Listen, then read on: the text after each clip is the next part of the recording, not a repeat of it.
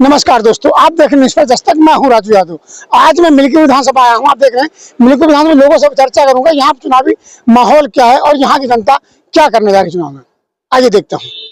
नमस्कार, मैं आया हूँ मिल्कीपुर। मिल्की विधानसभा आज पूरे देश में चर्चा का विषय बना है और वीआईपी सीट है। कमल हो या साइकिल, दोनों के लिए नाक का सवाल बना है। दादा, अपना चुनाव चल रहा है, चुनाव में क्या माहौल लग रहा है? माहौल तो दोनों पार्टियों का तेज है।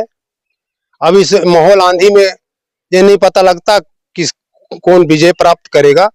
हम क्या बताएं, इसमें हमको समझ नहीं आ रहा है। आप दादा काफी बुजुर्ग, काफी लंबा जीवन जिया है। कितनी उम्र हो गई आपकी? लगभग 61 साल। 61 साल। 61 साल हो गए। 61 साल में ग्राम समाज का क्या विकास हुआ है? ग्राम समाज का को क्या विकास हुआ है? विकास तो हम खुद अपने मतलब ग्राम सभा की नहीं देख रहे हैं कि क्या विकास हुआ है। अभी यहाँ हमारे इधर चले जाइए, स्वच्छ जो है रास्ता नहीं है। मतलब 61 साल की उम्र हो गई, देश को आज 75 साल ज्यादा होगी, तो रास्ता गांव में नहीं बन पाया है। अभी नहीं बन पाया सर, बहुत दिक्कतें हैं। अगर ब्राह्मण लोग हैं, अगर रोक दे तो हम सबका रास्ता दुर्लभ हो जाएगा। ये ब्राह्मण लोग रास्ता रोक सकते हैं? नहीं, ब्राह्मण लोग का बगिया है। अच्छा। और बगिया की रास्ता बनी हुई है। जो मेन रास्ता है वो रास्ता जो है आज तक नहीं खुली है। अब वो अगर रोक देते हैं, अभी बीच बीच में वो भी गड्ढा कर रखे हैं कि इधर से मत जाइए। अच्छा। अगर उसको रोक देते तो हम तो पूरी रास्ता जब आप जा रहे हैं चक्कर लेके जा नहीं सकती है। अच्छा अच्छा। तो रास्ता तो देना ही चाहिए। सरकार अच्छा बड़ा लंबा दावा करती, बहुत काम कर रहे हैं, आखिर जनता इतना परेशान क्यों हो रही? अब सरकार को क्या कहें, तो हर सरकार आती है, कहती है हम बहुत कर दिए हैं, ऐसा कर दिए, वैसा कर दिए हैं। अब किसी को कुछ कहा तो जा नहीं सकता है, ना किसी का मुंह बंद कर दिया जा सकता है। तो जो जिसके समझ में आता है वो अपनी भाषण को देता है। लेकिन हम तो गरीबी रेखा वाले हैं, गरीबी में जीवन जी रहे हैं। हमको तो ही गरीबी ही याद आती है, बड़े की में याद नहीं आती है। गरीबी रेखा हम जी रहे, लेकिन सरकार आपको बराबर मौका दे रही है कि गरीबी रेखा के ऊपर आए। सरकार दावा करे 25 करोड़ लोग गरीबी रेखा से बाहर आ चुके हैं, उसमें आप लोग क्यों नहीं आ रहे? 25 कहाँ आ गई बाहर? मोदी जी कह रहे 25 करोड़ लोगों से ऊपर गरीबी बाहर आ गए।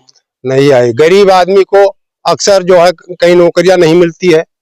क्यों नहीं मिलती है? क्योंकि वो गरीब हैं, उनके पास पैसा नहीं है। पैसा जो है पढ़ाई लिखाई में चला गया, बाकी विवाह करें तो खेत बेच करके ब्याह करें, कहाँ से आएगा पैसा? वो शादी के अंदर सर्विस है, शादी के अंदर सरकार पैसा देती तो है। अरे शादी के अंदर में मान लो 50-60 हजार रुपए किसी तरीके से कोई पाया, कोई नहीं पाया। सबको नहीं मिलता है। सबको भी नहीं मिलता। जिसका गरीबों के उत्थान के लिए सरकार कॉलोनी हुई, सुलभ शौचालय हुआ, इज्जत घर हुआ, और जिसके पास खेती उसको 2000 रुपया दे रही है। और क्या चाहते, कितना चाहते सरकार? अरे अब 2000 जो दे रही है, इधर साढ़ चल रही थे, सब तो साढ़ चले थे, साढ़ भी चल लेते हैं, जिनका खा लेते हैं सर। जो है रात दिन परेशान रहो, चलो रात भर खेत रखाओ। साढ़ों की व्यवस्था सरकार ने कर रखी है। कहाँ कर रखी है व्यवस्था? इतने लीलगाह, इतने हैं लीलगाह कि आज के कई गुना लीलगाह है, खेत में फसल बचती नहीं है। बताइए, हर यहाँ लकड़ियां चूल्हा जलाने के लिए नहीं होता है, लेकिन खेत में जा करके खूंटा गाड़ने के लिए सब कर्म करना पड़ता है। पेड़ पालो, डांड काट काट करके खूंटा गाड़ा जाता है। अपनी फसल बचाने के लिए वही फसल नहीं बचती है। महंगाई तो ऑटोमेटिक होना है, इसलिए होना है कि जब खेत में कुछ बचेगा ही नहीं। इस समय आप जो चाहे अमीर हो चाहे गरीब हो, किसी के घर में पूछिए कि चावल, गेहूं और धान के अलावा और कोई चीज हो, सब्जियां में बता दे। जबकि इससे ज्यादा से ज्यादा जो है सब्जी का उपजाऊ खर्चा हर आदमी पे है। अब बताइए, धान चावल बेच करके अपने घर का खर्चा कैसे चला पाएगा? पर उसके खेती में कुछ नहीं होना है, धनिया तक खा लेते हैं। या मार पर देखिए कितनी आप देखिए, सरसों बढ़िया, फुलाई बढ़िया। अरे ये तो आपको केवल दिख रहा है, लेकिन शाम को देखे तब पता लगेगा कि यहाँ कितना पहरा लगता है। हकीकत क्या हुआ? हकीकत है, इस फूल के पीछे इसका राज कुछ अलग है। राज अलग है। शाम को देखिए, वो सड़क पर देखिए, रात भर जो है जो तख्ता बार करके वहां पर मचाना गाड़ करके रखाते हैं, जहाँ लोग को जो है कि किधर से आ जाए लीलगा, उधर बैला हार के तोड़ फाड़ के संभाल जाते हैं। यानी सरसों का फूल है, किसान का पसीना खिला हुआ है। पसीना क्या खिला हुआ है? पसीना टूट जाता है। एक के दिन में सब साफ कर दिए थे, एक दिन में सब कहानी खत्म हो जाता है। नहीं, हम किसी के घर में आप पूछिए कि दाल, गेहूं, चावल, ये धान और गेहूं के अलावा सब्जियां में कोई सब्जी पाया जाता हो, बताइए। और किसके घर में ऐसा नहीं है कि जो है कि जबकि खाद वाला पदार्थ 1% होगा, लेकिन सब्जी वाला खाद 2% है, जबकि सबसे ज्यादा सब्जियों में पैसा लगता है। अच्छा, नेता अच्छा चुनाव चला, नेता आपके घर आते होंगे, मिलते होंगे, उनसे बात नहीं करते? भाई नेता वता से हम बात नहीं करते हैं।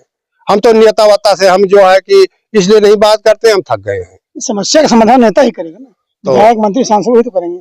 अब आशा लगाते हैं, कोई भी मंत्री बन जाते हैं तो आशा लगाते हैं, जैसे अब इस समय आशा में निराशा होता है, आशा में निराशा होता है, तो हम क्या कर ही सकते हैं।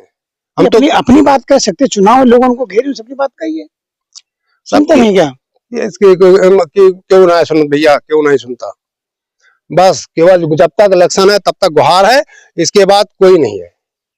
तो अच्छा सरकार ने कॉलोनी दी, आपको कॉलोनी मिली नहीं मिली? कॉलोनी बहुत पहले मिली थी, वो 3.5 करीब हो गया, काफी दिन, 25-30 साल हो गया। 30 साल ये 2 भैंस बिकाया है। अच्छा, तब भैया जा करके ही इतना बना हुआ है, आज तक हमारे पास कुछ नहीं। आप सुलभ शौचालय नहीं मिला? शौचालय मिला हुआ है, उधर ही है, उसका प्रयोग करते हैं, प्रयोग किया जाता है। अच्छा, बढ़िया बन गया। हाँ, बढ़िया नहीं बना है, अब का बढ़िया बन गया है। बढ़िया जो आप प्रयोग करें मतलब बढ़िया। हाँ, प्रयोग हो रहा है, बहुत बढ़िया नहीं बना, बढ़िया बनवाओ, 50-60 हजार रुपया कमीन लगे तो कहीं ढंग से बनता है। 50 रुपए लगे तब आपको बढ़िया इज्जत घर बन सकता है। वो 10-12 हजार में, 10 हजार में क्या होता है। अब इस महंगाई में 10 हजार में कुछ नहीं होना है। आप भी शौचालय बनवाए होंगे, लेकिन गरीब का शौचालय देख लो कितना वैसे खड़ा फुकड़ा पड़ा हुआ है। गरीब किसान सम्मान निधि आती नहीं आती है, बराबर मिल रही, कोई दिक्कत नहीं, उनकी तो दिक्कत नहीं है। स्वास्थ्य कार्ड बना नहीं? स्वास्थ्य कार्ड हमारा बना नहीं, कहते हैं 6 लोग हैं। अच्छा, कितने लोग का बनता है? कहते हैं आपके 5 लोग होना चाहिए। अच्छा। हमारा बना ही नहीं है, हम बहुत दौड़े, नहीं बना है। फिर हमारे वो बहुत पुराना, मतलब ये देखिए आप, बहुत पुराना, वो इसमें 2 भैंस बेचे तब जा करके 2 कमरा किसी तरीके से बनाया।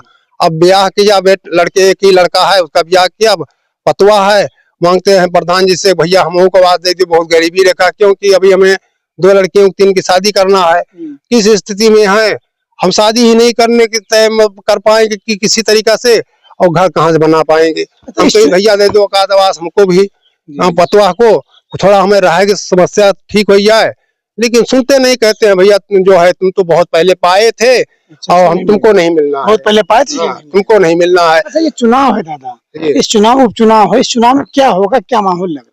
अब माहौल का जो है, हम क्या बताएं, किसका बताएं भैया।